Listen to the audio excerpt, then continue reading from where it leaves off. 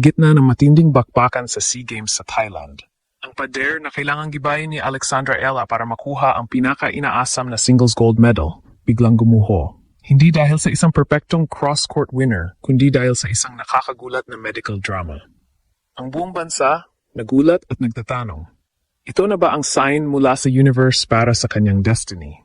Ang pressure ay hindi lang nasa balikat ni Ella. Ito ay nasa pangarap ng bawat Pilipino na makitang muli ang bandila natin sa pinakatuktok ng regional stage. Tapusin ang matagal ng singles gold drought.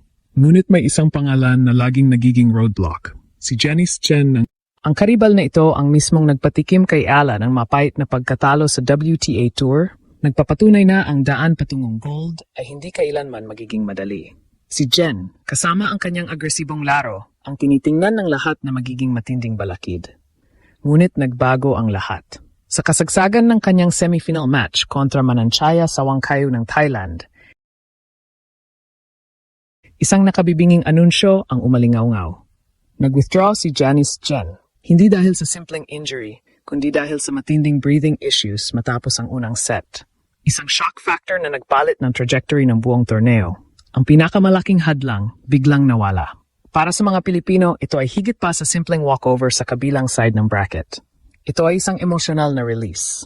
Ang conflict na Ella versus Tijen ay tinanggal sa equation. At ang direksyon ni Alex patungong gold sa non-taburi ay naging sure na. Ito ba ay swerte?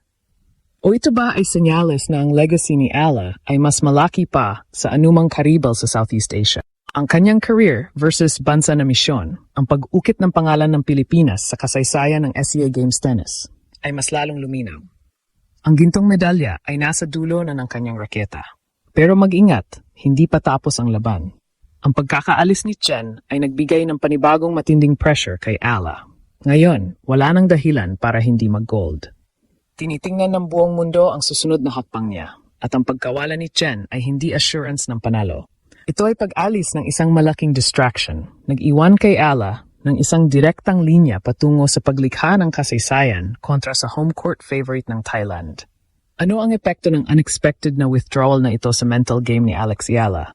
Magiging mas madali ba ang finals? O baka ito pa ang maging pinakamabigat na laban dahil sa bigat ng inaasahan ng buong bansa? Abangan.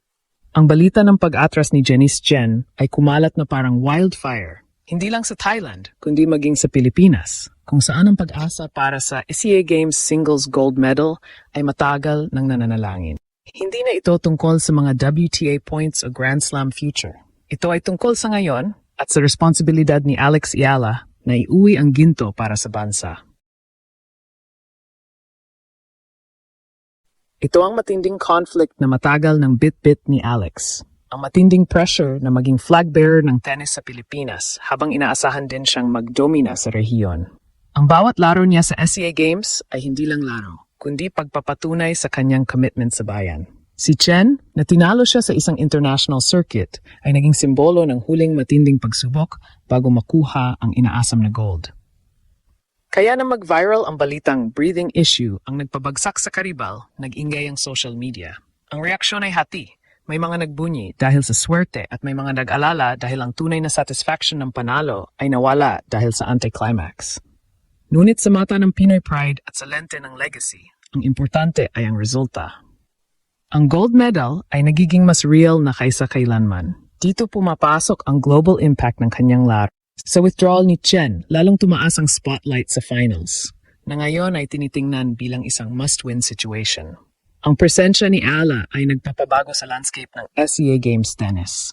Ang pag-atras ni Chen ay hindi lang nakita bilang lucky break, kundi bilang pag-alis ng huling malaking hadlang sa kaniyang misyon.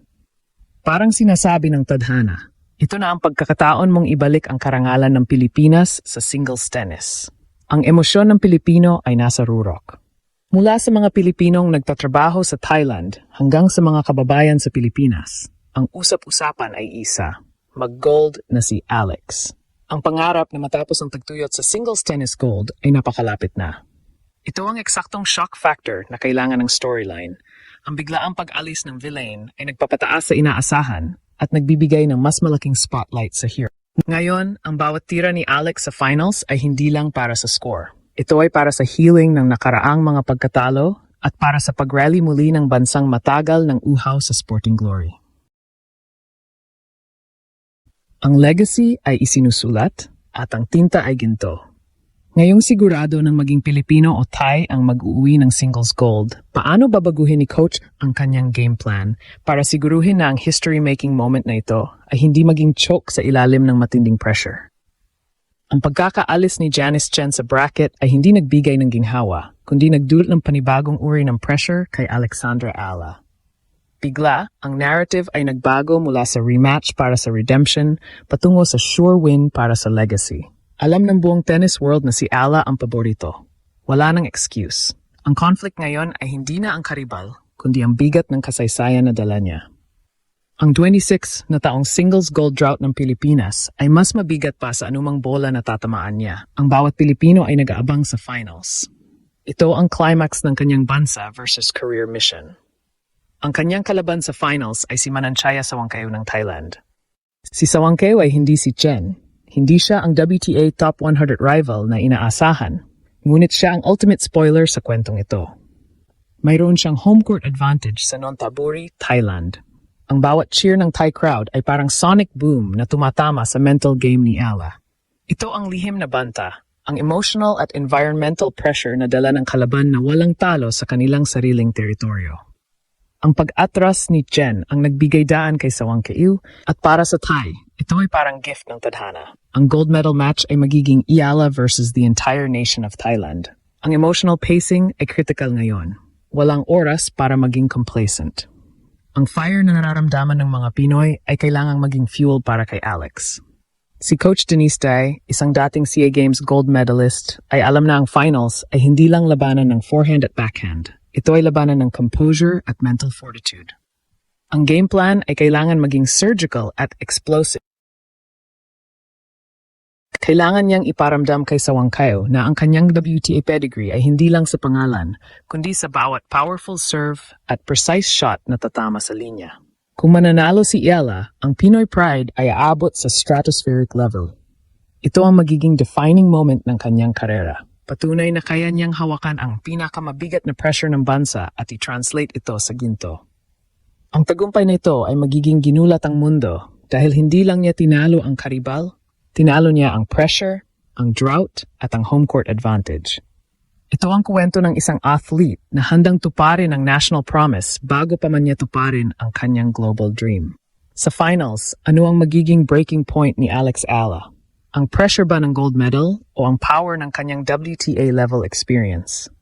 Mananalo ba siya sa dalawang set o aabot pa ito sa tiebreaker drama na magpapayak sa buong bansa?